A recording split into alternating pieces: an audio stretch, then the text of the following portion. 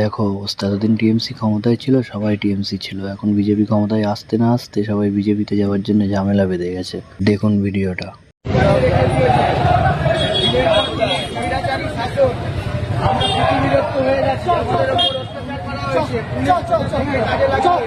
তৃণমূলের সব লোক ওই তৃণমূলের ছেলে কালকে এও পর্যন্ত বাবাল দিয়েছে, এখন আবার ছুটে নিচ্ছে। তুমি কোন বাড়ির ছেলে? তুমি কোন বাড়ির ছেলে? আমি কোন বাড়ির ছিলাম মানে কি বলছিস? আমরা কবে ডিএম দিচ্ছিল? কবে ডিএম দিচ্ছিল? আরে জানো না আমরা তুমি পুলে কে মারপিট কে মারপিট কে মারপিট ভালোভাবে কথা বলো। আমরা এখানকার ছেলে সবাই কি বলছিস? আমরা খুলেছি আরে আরেকটা ভালো ভিডিও আছে, কালকে খুলে রেখেছি আমাদের ভিডিও আছে। এটা আমাদের সঙ্গে কথা বলো না, এটা কথা বলো না, কে খুলেছে?